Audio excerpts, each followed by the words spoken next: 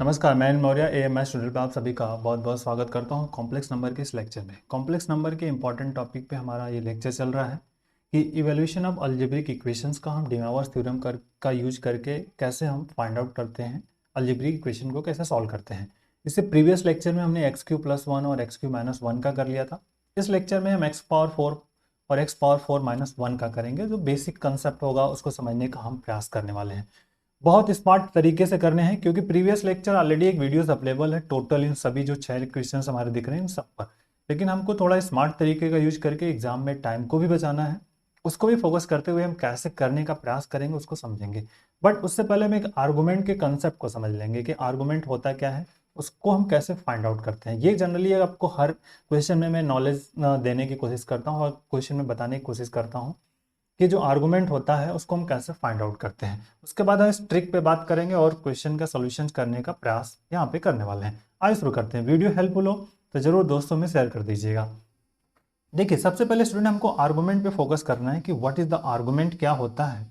अगर आर्गुमेंट के पैटर्न को समझ गए आप तो आपका जो कॉम्प्लेक्स वाला क्वेश्चन है वो कभी भी गलत नहीं होगा। आर्गुमेंट के सिस्टम को समझना बहुत टफ नहीं है, बहुत आसान होता है इसके सिस्टम को समझना। बट आपको इसके पॉइंट को समझना होगा, बेसिक फंडामेंटल है, इसको समझिएगा। आप जिस तरह से कर सकते हो, अगर हमारे पास कोई z = कॉम्प्लेक्स नंबर होता है x + iy, तो अगर अल्फा = हमारे पास है किसी tan इनवर्स y/x, ठीक, तो अब हमको आर्गुमेंट फाइंड करना है। That is the o, here x, here y and here आपका x dash and here is y। Total हमारे पास 8 हार्ड पॉइंट्स होते हैं। 8 कितने पॉइंट्स होते हैं? 8 पॉइंट होते हैं जहां पर हम आर्गुमेंट को डिफाइन करते हैं। कितने होते हैं? टोटल 8 होंगे जिस पर कि हम आर्गुमेंट को डिफाइन करते हैं। ये तो बेसिक फंडामेंटल यही है कि आर्गुमेंट के लिए हमारे पास कितने पॉइंट्स होते हैं? 8 होते हैं जिस पर कि हम आर्गुमेंट को डिवाइड करें। 4 जो क्वाड्रेंट है, 4 चतुर्थांश और 4 एक्सेस। कौन से? Positive negative X axis, positive X axis और negative Y axis and positive Y axis. देखिए, बेसिक फंडामेंटल, अगर कोई पॉइंट यहाँ पर है तो इस पॉइंट में आर्गुमेंट हमारे पास होता है theta = alpha, alpha is here, ठीक। अगर इस पॉइंट यहाँ पर सेकंड क्वाड्रेंट में है तो थीटा की वैल्यू होती है पाई माइनस अल्फा, और इस क्वाड्रेंट में है तो थीटा की वैल्यू होती है अल्फा माइनस, और इस फोर्थ क्वाड्रेंट में है तो थीटा की वैल्यू होती है माइनस अल्फा। ये आपको इतना पॉइंट्स आपको याद रखना है। नेक्स्ट, अगर इस पॉजिटिव एक्स एक्सिस पे है तो थीटा का मान होता है 0, और इस यहाँ पे है तो थीटा का मान है पाई/2, और हियर है तो थीटा का मान होता है पाई, और हियर है थीटा का मान होता है -पाई/2। तो ये टोटल 8 पॉइंट को हम स्टूडेंट ने हमने क्या कर लिया? डिफाइन कर लिया कि थीटा का मान जो 8 पॉइंट पर हमारा क्या हो सकता है। अगर ये कंसेप्ट आप दिमाग में रखते हो ना, तो आर्गुमेंट वाला जो कोणांक या आर्गुमेंट का जो पॉइंट आउट है वो कभी गलत नहीं होगा। इस बेसिक को कंसेप्ट को समझिएगा। हमेशा हम प्रिंसिपल वैल्यू पे फोकस करते हैं, प्रिंसिपल वैल्यू को ही लेना है। पाई या -0 लेने का रेंज क्या है वो समझना है कि अगर हम -1 आता है तो कहां पर होता है। सिंपल देखिए, अगर इस वाले क्वेश्चन की बात हम करने वाले हैं, यहाँ पर इन दोनों के सॉल्यूशन की बात करेंगे। अगर -1 है तो इसको हम लिखते हैं कि -1 + 0i लिखते हैं। मतलब क्या हुआ? -1 0, और -1 0 कहाँ आता है बेटा? निगेटिव एक्स एक्सिस पे हियर कहीं आता है। तो अगर निगेटिव एक्स एक्सिस पे यहाँ पे आ रहा है तो इस केसेस के लिए जो थीटा का मान होता है, कोणांक का मान होता है, वो हमेशा पाई होता है। और यदि 1 0 लेते हैं, जैसे तो 1 है तो इसको लिख सकते हैं 1 + 0i लिखते हैं, मतलब ये 1 0 पॉइंट है। तो 1 0 का पॉइंट अगर यहाँ पर आता है तो इसके लिए थीटा का मान हमेशा क्या होता है? 0 होता है। तो हम डायरेक्टली कैसे करते हैं उस पर हमको फोकस आउट करना है, ठीक है। तो देखिए, हमने प्रीवियस लेक्चर में भी बात किया था और इस पॉइंट पे भी समझने का प्रयास करेंगे। हम 1 को, जो -1 है, इसको हम लिखते हैं cos पाई + i sin पाई, यहीं से शुरुआत करेंगे, ठीक। और 1 को लिखते हैं हम cos ऑफ 0 + i sin 0, जिससे कि हमारा ये पोलर फॉर्म बन के तैयार हो गया, ठीक है। क्योंकि पोलर फॉर्म, इसमें जब r निकालते हैं ना तो जितने भी क्वेश्चन ऊपर लिखे हैं सबके लिए r का मान 1 होता है, तो 1 को हम निगलेक्ट जनरली कर देते हैं। cos पाई की वैल्यू -1 होती है, sin पाई की वैल्यू क्या होती है आपकी? 0 होती है। तो जब कभी भी -1 आएगा तो उसको हम क्या लिखेंगे? cos पाई लिखेंगे। 1 आएगा तो क्या लिखेंगे? cos 0 लिखेंगे। बाकी उसके आगे का जो प्रोसीजर होगा उसको हम आगे समझते हैं। देखिए, तो हमारे पास पहला जो दूसरा क्वेश्चन है, x⁴ + 1 = 0, इसको हमको सिंप्लीफाई करना है, ठीक। अब बहुत आसान है इसके कंसेप्ट को समझते हुए इसको करना। आइए देखते हैं। पहला तो x के पावर 4 इक्वल टू क्या हो जाएगा स्टूडेंट, -1 आएगा। अब जैसे ही -1 आया तो उसके प्लेस पे हमको क्या पुट करना है, cos पाई लिखना है। क्या लिखना है, cos pi plus i sine pi, और दिस इज द x के पावर।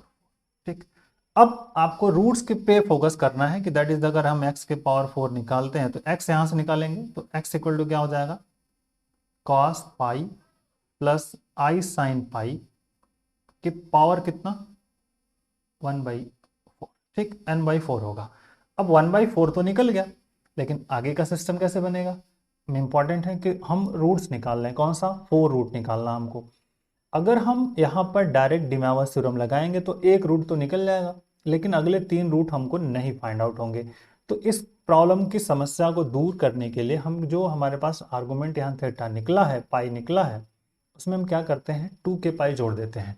2 के पाई, 2r पाई, 2n पाई, जो भी आपको सुटेबल वर्ड्स लगते हो वहाँ पे आप ऐड कर दीजिए।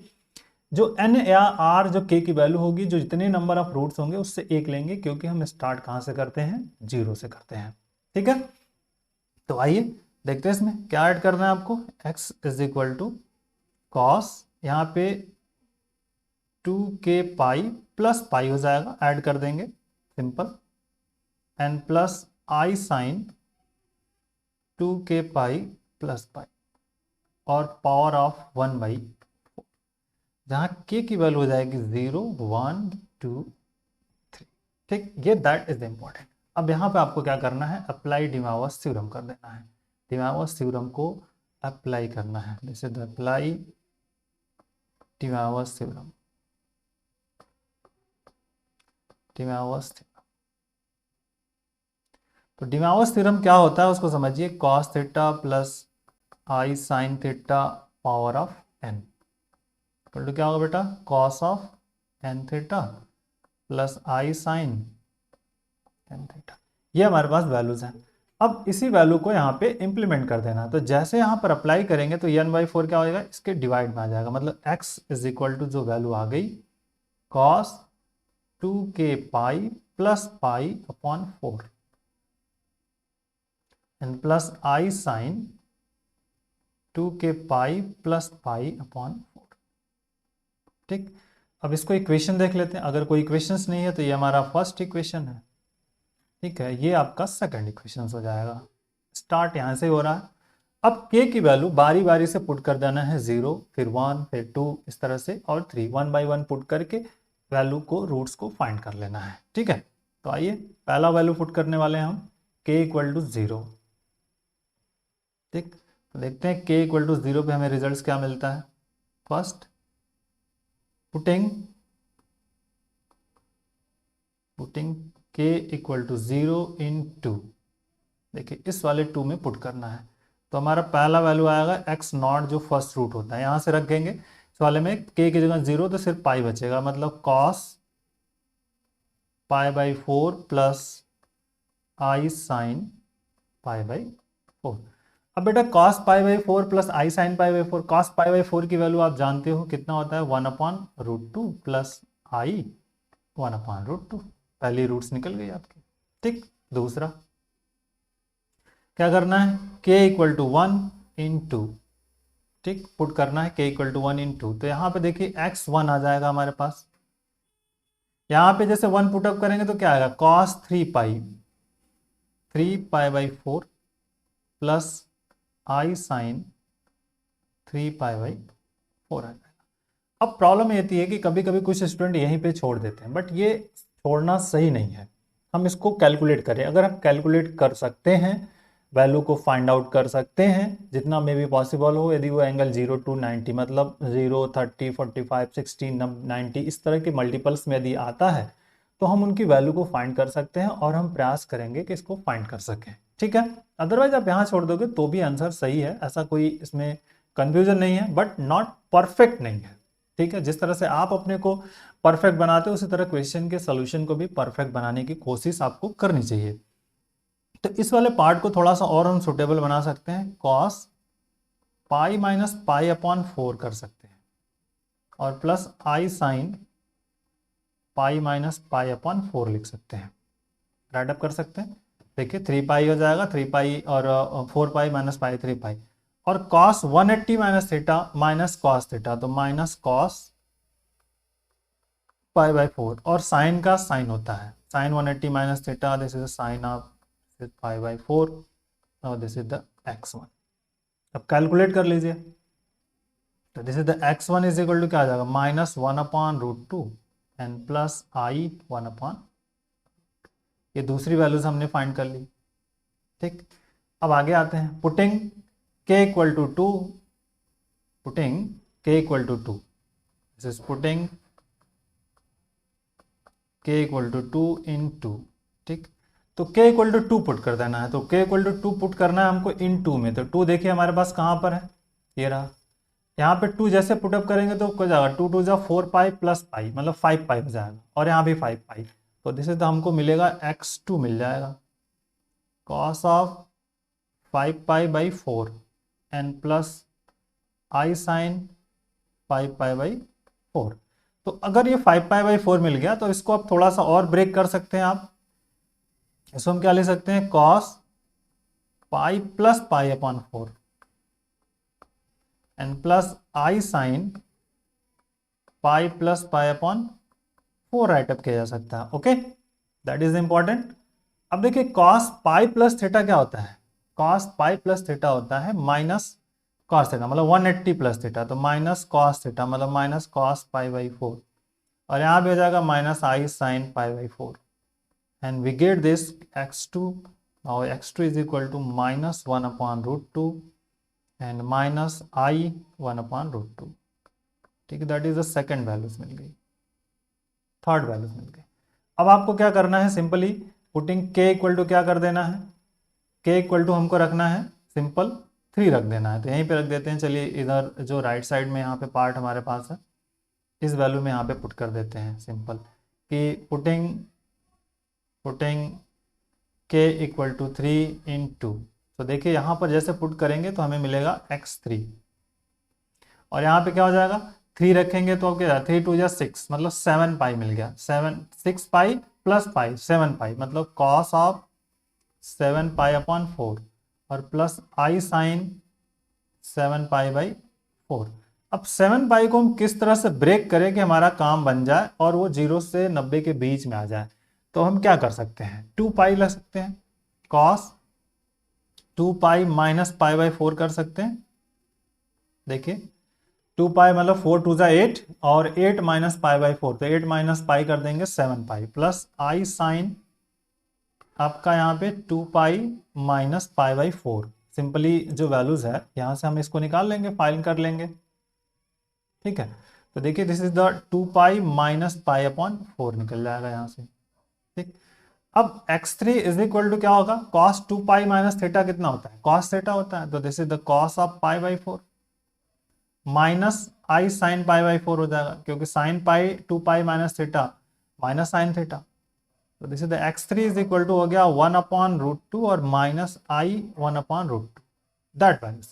तो हमने चारों वैल्यूज को फाइंड कर लिया। अब बेस्ट वे है कि स्टूडेंट हम चारों वैल्यू को एक जगह पुट कर दें और फिर उसको लिख देंगे आंसर। कुछ रिलेशन भी बनता है उसमें, उन रिलेशन को बहुत बेसिक से याद रखना पड़ेगा आपको, जिससे कि आप कर पाओगे।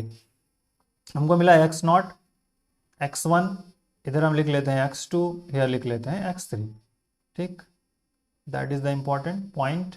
यहाँ पे इस x0 क्या मिला है, 1/√2 प्लस आई 1/√2। देखिए x1 कितना फाइंड आउट हुआ है, x1 की हम बात जैसे कर रहे हैं, तो x1 हमको मिला है माइनस समथिंग, तो माइनस 1/√2 प्लस आई 1/√2। ठीक, x2 कितना मिला, माइनस 1/√2 माइनस आई 1/√2, और x3 की बात करेंगे तो 1/√2 माइनस आई 1/√2।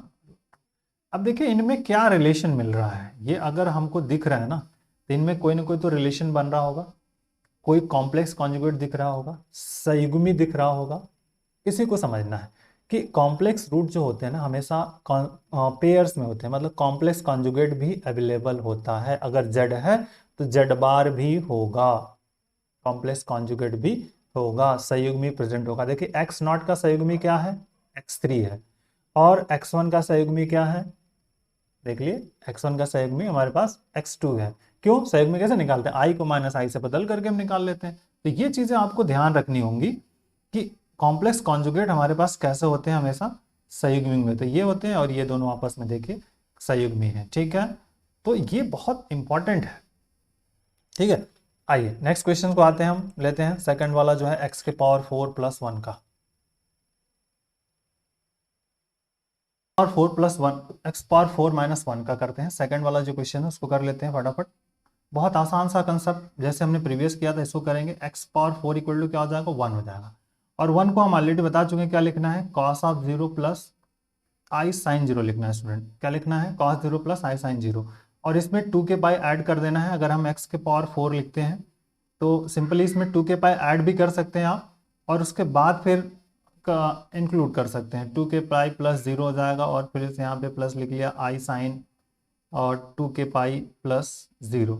2 के पाई क्यों ऐड करते हैं, ये रीज़न हम ऑलरेडी डिस्कस कर चुके हैं, क्योंकि अगर हम इससे कहेंगे तो एक रूट निकलेगा, हमको चाहिए एक से ज़्यादा रूट्स, तो उसके केसेस में हमको 2 के पाई ऐड करना पड़ता है। अदरवाइज ऐड नहीं करेंगे तो हम सिर्फ ओनली 1 रूट्स फाइंड आउट होंगे, जो कि आपके लिए प्रॉब्लम्स क्रिएट करने वाले हैं, ठीक है।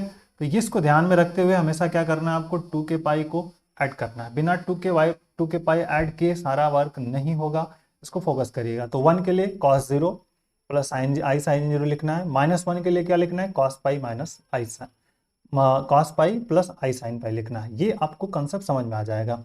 फिर थीटा में 2 के पाई ऐड करना है। के की वैल्यू कितनी, जितना नंबर ऑफ रूट्स होगा उससे कम, तो यहाँ पे 4 रूट्स हैं, के की वैल्यू 0 1 2 3, यहाँ तक जाएंगे सिंपल। तो यहाँ पर जो के है, अप्लाई डिमावर्स थ्योरम कर लेंगे। तो अप्लाई डिमावर्स थ्योरम,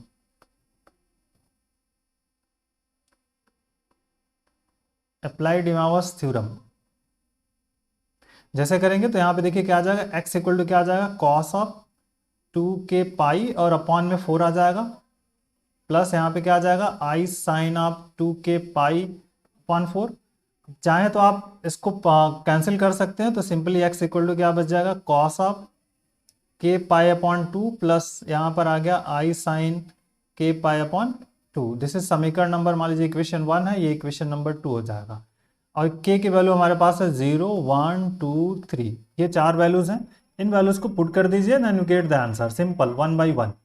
तो पहला आंसर हमको क्या पुट करना है, k इक्वल टू 0 पुट करना है, तो simply k equal to 0 put कर दीजिए, k equal to 0 in 2। So now we get x naught, पहला वैल्यूज हमको मिलेगा x नॉट। तो यहाँ देखिए जैसे पुट करेंगे तो क्या मिलेगा, कॉस ऑफ 0 प्लस क्या मिल जाएगा, आई साइन 0। तो कॉस 0 की वैल्यू 1, साइन 0 की वैल्यू 0, मतलब x नॉट इक्वल टू मिल गया 1। पहला रूट्स हमको फाइंड आउट हो गया। दूसरा हमको क्या रखना है, k इक्वल टू 1 रखना है, तो k इक्वल टू 1 इन 2, फिर से पुट कर देना है इन 2, एंड वी गेट सिंपल क्या मिल सकता है बेटा, देखो यहाँ पर सिंपल जब 1 पुट करेंगे तो हमको क्या मिलेगा, सिंपल x 1 मिलेगा, और यहाँ क्या मिल जाएगा, कॉस ऑफ पाई बाई 2 मिलेगा, and plus i sine pi by 2, ठीक। और x1 कॉस पाई बाई 2 की वैल्यू 0, साइन पाई बाई 2 की वैल्यू 1, तो it means x1 is equal to मिल गया हमको i मिल जाएगा। तो ये सेकंड रूट हमको फाइंड आउट हो गया, क्या, x1 equal to i, x1 equal to i हमको सेकंड रूट फाइंड आउट हो गया। इसी तरह अब अगले जो रूट्स हैं उनको निकाल लेते हैं। सिंपल यहाँ पे पुट कर दे रहा हूँ, सिंपली पुट करना है हमको k इक्वल टू 2 इन कहाँ पर, 2 में, ठीक, इन 2 में, यहाँ पे इस वाले पार्ट में पुट कर दीजिए।